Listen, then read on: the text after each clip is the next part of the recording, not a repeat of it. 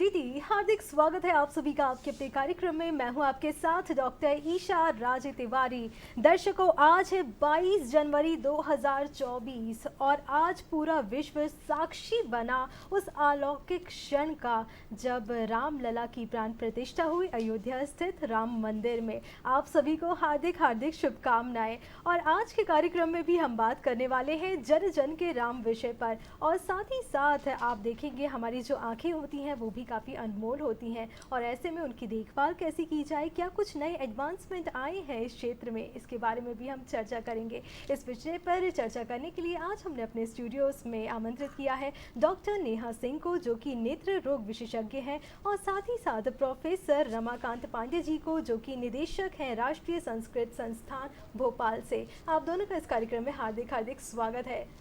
दर्शकों, आज के जो विषय हैं वो आपको पता चल ही गए हैं, तो आज इन विषयों से संबंधित आपके मन में जो भी प्रश्न है, जिज्ञासा है, उसके लिए आप हमसे संपर्क कर सकते हैं। हमसे संपर्क करने के लिए हमारा नंबर नोट कर लीजिए। हमारा नंबर है 0755-266-0049। हमारा टोल फ्री नंबर है 1800-233-0040। तो आप हमें कॉल कर सकते हैं और अपने सवाल हम तक पहुंचा सकते हैं। अब जब हम बात कर रहे हैं नेत्र की देखभाल के बारे में, कैसे आंखों का ख्याल रखा जाए, तो सबसे पहले यही हम जानते हैं कि इस क्षेत्र में क्या कुछ एडवांसमेंट आए हैं डॉक्टर नेहा से। जी डॉक्टर नेहा।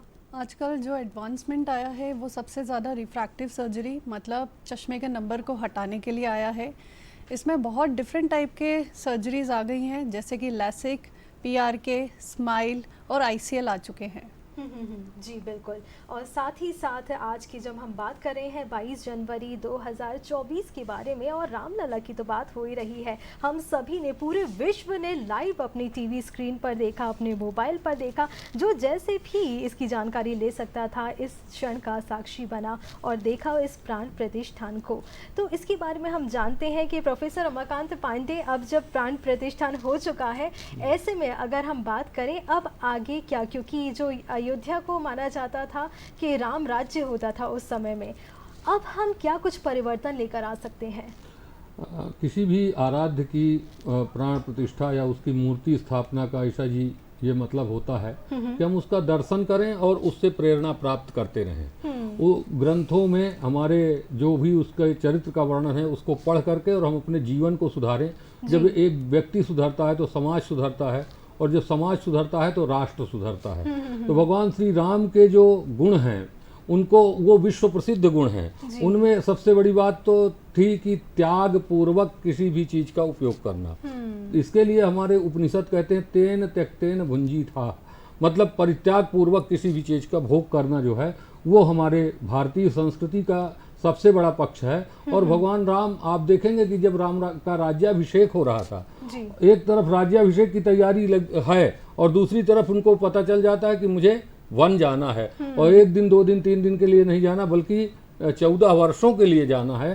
तो उनके चेहरे में कोई भी परेशानी नहीं झलकती, और ना ही वो किसी का विरोध करते, बल्कि पिता की आज्ञा मान करके और वो सीधे चल देते हैं। वो उसे ये मानते हैं कि यहाँ भी मैं सीखूंगा, करूंगा कुछ, और फिर आकर के वहाँ से शिक्षा लेकर के राष्ट्र निर्माण करूंगा, वो ऋषियों मुनियों से मिलूंगा, उनसे ज्ञान की प्राप्ति करूंगा। तो वो उसे अपने जीवन के का एक उत्कर्ष मानते हैं और उस पक्ष को आगे चल करके वो बढ़ाते हैं, और फिर वो सहर्ष जाते हैं। और आप जानते हैं कि 14 वर्ष तक वनवास में रह करके वो विभिन्न कार्यों का संपादन करते हैं, जो कि हमारे राष्ट्र की उन्नति में सहायक सिद्ध होता है। बिल्कुल। दर्शकों, आजकल हम बात यही करते हैं कि लाइफ में बैलेंस होना चाहिए, तो कितना अच्छा ये एक उदाहरण है कि आपके पास जब भौतिक सुख सुविधाएं हैं, आप राजा बनने वाले हैं और महलों में ही आपने महल में जन्म लिया है, आपके पास सारी सुख सुविधाएं हैं, उसके बाद भी जब आपको वनवास जाने का पता चलता है तो भी आपके माथे पर लकीर नहीं आती है, उससे भी परेशान नहीं होते हैं, सारी सुख सुविधाएँ हैं, उसमें भी आपको कोई प्रॉब्लम नहीं है। तो कहीं ना कहीं जब हम बैलेंस की बात करते हैं तो ये सीखने वाली बात है प्रभु श्री राम से। साथ ही साथ अब आंखों की देखभाल पर भी हम आ जाते हैं, क्योंकि इस विषय पर भी हम चर्चा कर रहे हैं। तो डॉक्टर नेहा, अगर रिफ्रैक्टिव हम आई सर्जरी की बात करें तो इसके बारे में आप हमें बताइए कि ये आखिर क्या होती है और इसके कुछ प्रकार भी होते हैं क्या? रिफ्रैक्टिव सर्जरी में सबसे कॉमन चीज़ होती है कि जो हमारा कॉर्निया, काली पुतली, उसका शेप चेंज किया जाता है लेज़र से। इसमें डिफरेंट टाइप के सर्जरीज होती हैं, जैसे कि लैसिक, PRK, स्माइल और ICL। ICL मेनली उन पेशेंट्स के लिए यूज़ होता है जिनका नंबर जैसे -12 रहता है, -15, 20, 21 तक नंबर हटाए जा सकते हैं ICL के थ्रू।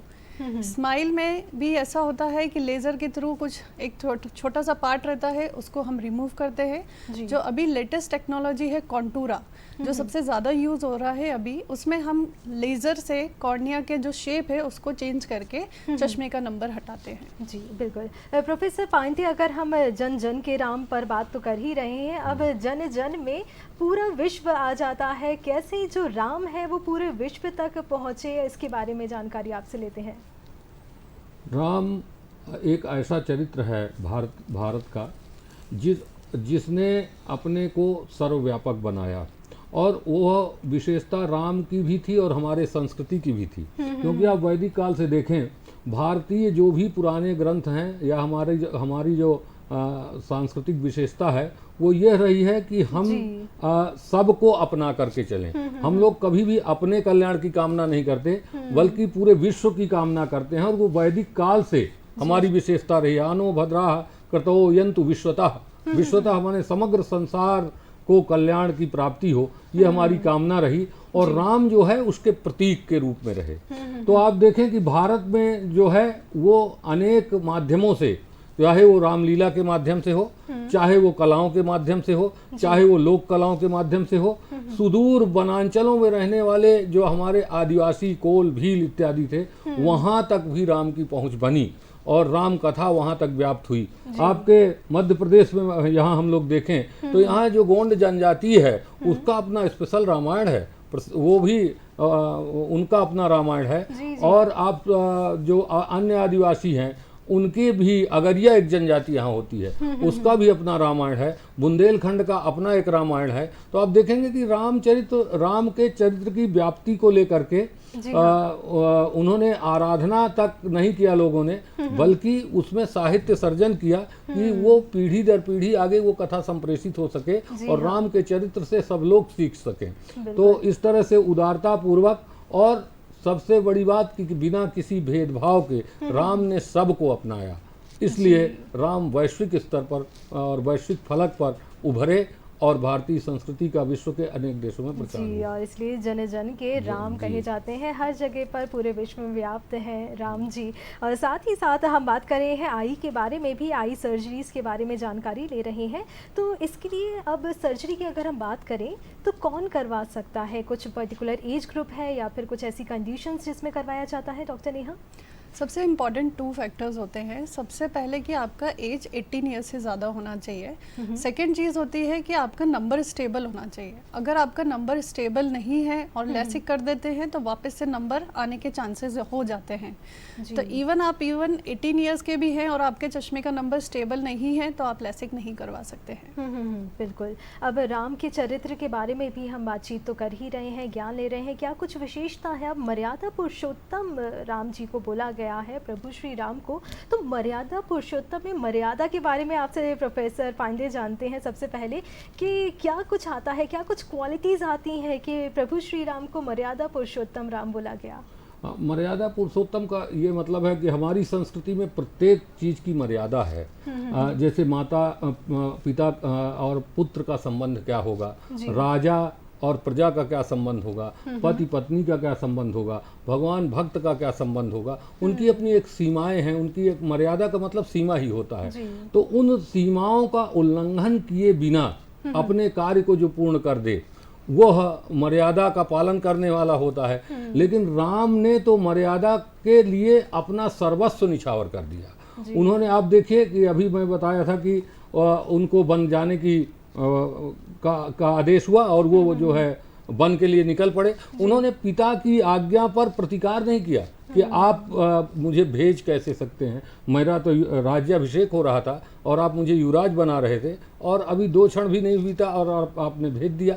दूसरी बात, फिर उन्हें ये कहा गया, लोगों ने बताया होगा या बताया ही कि कैकेयी के कारण आप बन जा रहे हैं। तो वो चाहते तो कैकेयी को कुछ कह सकते थे। तो जब उन्हें लोगों ने ये कहा कि आपको कैकेयी वन भिजवा रही है तो उन्होंने ये बात स्वीकार नहीं की। क्यों? उन्होंने कहा कि माँ अपने पुत्र के लिए ऐसा कर नहीं सकती और बहुत अच्छा एक पद्य है, यस्याः शक्र समो भर्ता मया पुत्रवती चया फले कस्मिन् स्पृहा तस्या येना कार्यम करिष्यति। जिसका मुझ राम जैसा पुत्र हो और जिसका इंद्र जैसा पति दशरथ हो, उसे दुनिया में ऐसा क्या चाहिए कि वो अनर्थ करेगी। उसने जो किया है वो सार्थक कार्य किया है। तो मर्यादाओं की व्याख्या राम ने इस तरह से की और इसलिए राम जो है मर्यादा पुरुषोत्तम कहलाए। बिल्कुल। अब हम आ जाते हैं डॉक्टर नेहा के पास और जानते हैं, अब हम बात कर रहे हैं रिफ्रैक्टिव आई सर्जरी के बारे में। तो अगर किसी को ये करवानी है, वो कंसल्ट करता है आपसे, तो ऐसे में प्रोसीजर क्या कुछ होता है? अगर सर्जरी के पहले की हम बात करें, क्या कुछ ऐसे टेस्ट करवाने पड़ते हैं और क्या इसमें एडमिट भी होना पड़ता है? सबसे पहले जब भी पेशेंट हमारे पास आते हैं तो हम उनका लेसिक इन्वेस्टिगेशंस करते हैं। लेसिक इन्वेस्टिगेशन के अंदर मल्टीपल इन्वेस्टिगेशंस होते हैं। सबसे पहले जैसे कॉर्नियल टोपोग्राफी। कॉर्नियल टोपोग्राफी में हमारी जो काली पुतली है, जिसे कॉर्निया बोलते हैं, उसके इन्वेस्टिगेशंस होता है, उसके थिकनेस को देखा जाता है, उसके शेप को अच्छे से नोट किया जाता है। दूसरा टेस्ट होता है dry eye test. Dry eye test भी अच्छे से मेजर करते हैं कि पेशेंट को कितना, उसका टीयर फिल्म कितनी बन रही है, उसमें ड्राई आई तो नहीं है। दूसरा टेस्ट होता है फंडस एग्जामिनेशन, मतलब पीछे के पर्दे की अच्छे से जांच की जाती है, क्योंकि जितना ज़्यादा माइनस में नंबर होता है उसकी आई बॉल ज़्यादा बड़ी होने के कारण उसके पीछे के पर्दे में थोड़ा स्ट्रेच होने के कारण कहीं पर वीक पॉइंट्स बन जाते हैं। तो जब भी फंडस एग्जामिनेशन लेसिक कराते हैं तो फंडस एग्जामिनेशन बहुत इंपॉर्टेंट है, जो हम लेसिक इन्वेस्टिगेशन के अंदर करते हैं। तो ये सारे टेस्ट करने के बाद अगर हमें लगता है कि हाँ पेशेंट फिट है, तो ही उसके लेसिक इन्वेस्टिगेशन कंटिन्यू करते हैं और लेसिक होता है। अगर फिट नहीं होते हैं तो दूसरा ऑप्शन जैसे कि ICL अवेलेबल है, वो करा सकते हैं। जी, लगभग कितना समय लग जाता है अगर कोई इसे करवाना चाहता है तो? पूरा प्रोसीजर जो टेस्ट होता है उसको करवाने में 30 to 35 मिनट्स लगते हैं और जो लेसिक प्रोसीजर होता है एक आई में 5 to 10 मिनट्स लगते हैं बस। जी बिल्कुल। इसी के साथ प्रोफेसर पांडे, अगर हम बात करें कि आजकल सभी को पता है कि कलयुग चल रहा है, ऐसे में भाई भाई में भी अच्छे से नहीं बनती है। जो रिश्ते हैं पहले के ज़माने में बहुत ज़्यादा उसको वैल्यू दी जाती थी और आज के ज़माने में बहुत ही अलग है। लोगों को लगता है कि अगर हम थोड़ा छल कपट नहीं करेंगे तो हमारे लिए सर्वाइव करना थोड़ा मुश्किल हो जाएगा। तो आज के समय में हम प्रभु श्री राम से कैसे सीख लेकर कैसे अपने जीवन में उनसे उतार सकते हैं? राम का चरित्र जो है वो बहुत ही उदार चरित्र है और जो हम भाई भाई लड़ रहे हैं, माता पिता से लड़ रहे हैं, माता पिता को वृद्धाश्रम भेज दे रहे हैं, अपनी मर्यादाओं को भूल जा रहे हैं जी। वो उसका कारण ये हुआ कि हम अपने राम जैसे महापुरुष के चरित्र को भूल गए। उसको हमने अपने अध्यापन में नहीं रखा और ना ही समाज में, मतलब उसे एक तरह से हम लोगों ने ये मान लिया कि घिसा पीटा सा चरित्र है। तो जब हम अपने आदर्शों को भूल जाते हैं तब जो विकृति हमारे समाज में उत्पन्न हुई है वही उत्पन्न हुआ करती है। आप देखें कि राम को वनवास देने के बाद भरत को राज्य दिया गया, तो भरत चाहते तो वो सिंहासन में बैठ जाते, लेकिन उन्होंने कहा कि नहीं, अधिकार तो राम का है और राम को ही बैठना होगा। तो भरत अड़े थे कि मुझे नहीं बैठना और राम कहते थे कि तुम्हें ही बैठना है। ये दोनों भाइयों का प्रेम है। अंत में उन्हें समझाया जाता है जनक के द्वारा। जनक जो है वो चारों के ससुर हैं, चारों के यहाँ उनकी बेटी ब्याही है, तो ऐसा नहीं करते कि वो अन्याय की बात बताएं। वो जब भरत कहते हैं कि आप राम से कहिए कि वापस चलें, तो जनक उनसे कहते हैं कि आप ही पूछिए कि आखिर ये कैसे वापस जाएंगे चित्रकूट से वनवास को छोड़ करके। तो राम कहते हैं कि बेटा, पिता का जो धर्म पालन करना है, मुझे जो आदेश हुआ है उसे मैं करूँगा पहले, और तुम ऐसा करो कि 14 वर्ष तक मेरा काम करो, मुझे जो करना चाहिए उसे तुम करो, और मुझे जो पिता ने आज्ञा दे दी है मैं उसके लिए जा रहा हूँ। तो इस तरह से दोनों का परित्याग पूर्ण जो आचरण है उससे जो है आप देखें कि रामायण में कैसा सामंजस्य है। और हमारे समाज में भी अभी कुछ दिन पहले तक ये सब था, आज भी है, लेकिन थोड़ा सुप्त है। और भगवान राम की स्थापना हुई और हम लोग जो है उस चरित्र को पुनः अपने में उतारेंगे, हमें उतारना पड़ेगा। दर्शन करेंगे, उनके साहित्य को पढ़ेंगे तो हमारे चरित्र में वो उतरेंगे, और जब उतरेंगे तो हम निस्संदेह अपनी पूरी सांस्कृतिक विरासत को पुनः से पा सकेंगे, क्योंकि संस्कृति कभी मरा नहीं करती। संस्कृति कुछ दिनों के लिए उसमें जैसे धूल छा जाए ऐसा कुछ हो सकता है, तो कुछ उसी तरह हम भूल से गए हैं। हम पुनः राम के चरित्र से और अपने इन आदर्शों से बिल्कुल। अपने सांस्कृतिक विरासत को पुनः जी। प्राप्त कर और सकेंगे। एक बार हम सभी को कोशिश ज़रूर करनी जी। पड़ेगी। इतना हम पढ़ रहे हैं, अब सुन रहे हैं, देख भी रहे हैं, तो कहीं ना कहीं कैसे इन मर्यादाओं को हम अपने जीवन में उतार सकते हैं, इसके बारे में हमें कोशिश करके तो देखना पड़ेगा। पहले से ही अगर हम सोच लेंगे कि कलयुग में तो ये सब नहीं हो सकता, तो ऐसे कैसे काम चलेगा। जो बदलाव है वो हम ही को लेकर आना पड़ेगा। आई के बारे में भी हम बात कर रहे हैं और अभी हमारे साथ एक कॉलर जुड़ गए हैं। पहले उनका हम प्रश्न ले लेते हैं। कार्यक्रम में हार्दिक स्वागत है। सुभाष जी, बताइए क्या सवाल है आपका? मेरा प्रश्न प्रोफेसर रमाकांत पांडे जी से है। जी। मैं ये जानना चाहता हूँ कि आज हमारे समाज में जो मर्यादाएं समाप्त हो रही हैं, जी।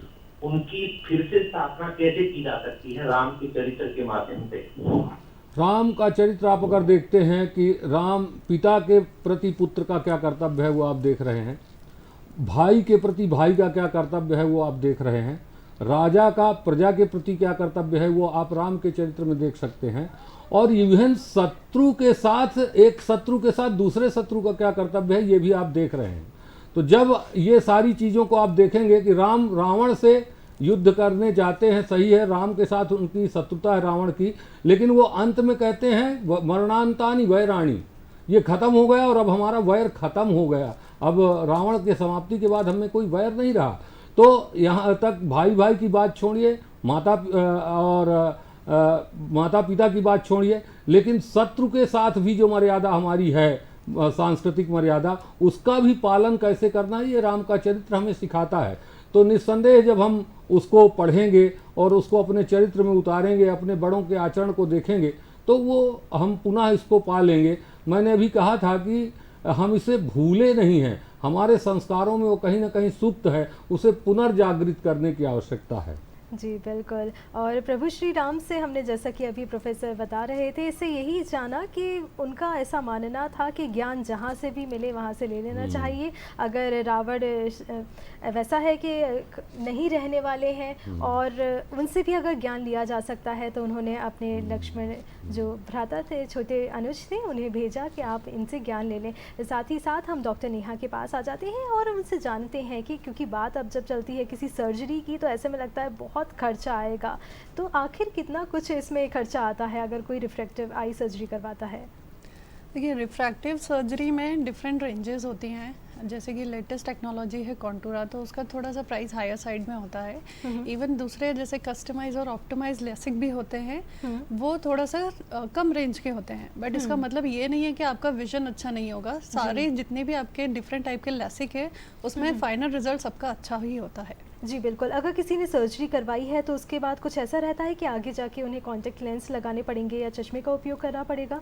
नहीं, अगर हम लेसिक कर रहे हैं तो हमारा मेन एम यही है कि उसको चश्मा या कॉन्टेक्ट लेंस नहीं पहनना पड़े। तो आफ्टर लेसिक सर्जरी बिल्कुल ऐसे कम चांसेस होते हैं कि पेशेंट को वापस से चश्मा आए या नंबर आए और उसे चश्मा पहनना पड़े। अगर किसी को रेयरली वापस से चश्मे का नंबर आता है तो वो फिर से ट्रीट भी हो सकता है। बिल्कुल। प्रोफेसर रमाकांत पांडे जी, क्योंकि आपने वो सब बताया कि पहले के समय में बहुत ज़्यादा टेक्नोलॉजी नहीं हुआ करती थी, गीत संगीत के माध्यम से लोक संगीत हुआ करता था, कला के माध्यम से जो कहानियाँ हैं वो लोगों तक पहुँचाई जाती थी। लेकिन आज के समय में देखा जाए तो सारी सुख सुविधाएँ हैं, टेक्नोलॉजिकली भी हम काफ़ी ज़्यादा एडवांस्ड हैं, लेकिन उसके बाद भी जो लोग हैं उनमें इतना ज्ञान नहीं है राम को लेकर। तो ऐसा क्यों? मुझे लगता है कि जो टेक्नोलॉजी और जो सुख सुविधाएं हमारी बढ़ी हैं, कहीं उन्हीं ने हमें व्यस्त कर दिया है। हम लोग उसी में लगे रहते हैं। जैसे मोबाइल ही हमारे हाथ में रहता है, तो मोबाइल का उपयोग ये होता है कि हम उससे कुछ जो भी ज़रूरी कार्य है वो करें, लेकिन हम उसमें वीडियो देखकर या कुछ भी करके उसी में व्यस्त रहते हैं। तो समय नहीं है, ये मानने को मैं तैयार नहीं हूँ। समय का सदुपयोग हम लोग नहीं कर पा रहे हैं।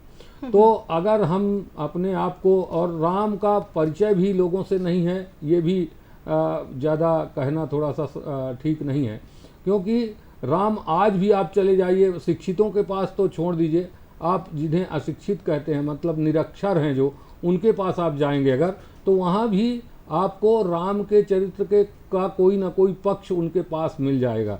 जो हलवाहा है गांव का, जो कभी भी स्कूल का मुंह नहीं देखा, और जो सुदूर आपके छत्तीसगढ़ में आप जाएं तो एक आदिवासी परंपरा में रामनामी संप्रदाय भी चलता है। वो पूरे अपने अंगों में राम नाम का अंकन करवाते हैं, माने गुदवाते हैं, गुदना टाइप। तो वो लोग भी हैं।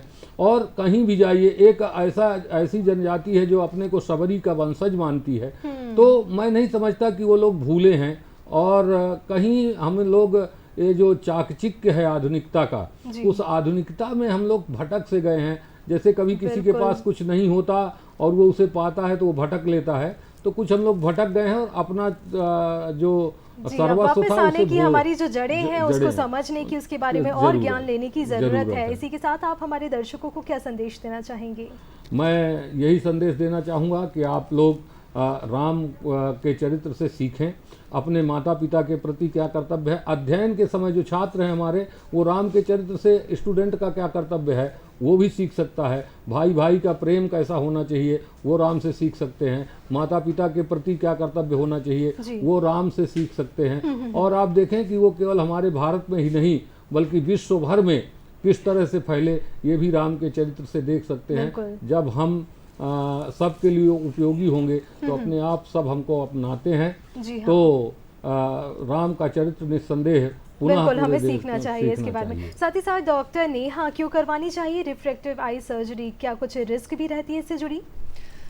देखिए, अगर आप रिफ्रैक्टिव सर्जरी, अगर आप चश्मा नहीं पहनना चाहते हैं तो आप रिफ्रैक्टिव सर्जरी करा सकते हैं। रिस्क को रूल आउट करने के लिए ही सारे मल्टीपल इन्वेस्टिगेशंस होते हैं। उसमें कुछ टेस्ट से पता चल जाता है कि पेशेंट के लिए ये सही है, इसमें क्या रिस्क फैक्टर्स है, वो सारी चीज़ें रूल आउट हो जाती हैं। तो सारी चीज़ों को अच्छे से देखकर ही लैसिक के लिए प्रोसीड किया जाता है। बिल्कुल। तो आजकल हम देख रहे हैं, आज हमने बात की एडवांसमेंट के बारे में, क्योंकि जो टेक्नोलॉजिकल एडवांसमेंट, बहुत सारी चीज़ें नई नई आ रही हैं, कैसे हम उन्हें ले सकते हैं और साथ ही साथ कैसे हमारी जो जड़ें हैं, हमारी जो हिस्ट्री है, हमें वहाँ भी जाना चाहिए, उसके बारे में जानकारी लेनी चाहिए। अब जन जन के राम पर भी हमने बात की प्रोफेसर रमाकांत पांडे जी, और उनकी जो विशेषताएँ हैं उसके बारे में भी हमने जाना।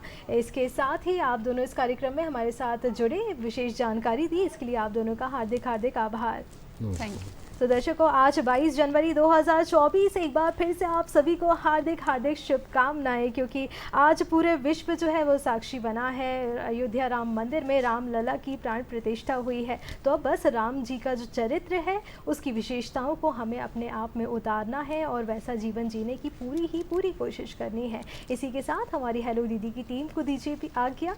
नमस्कार।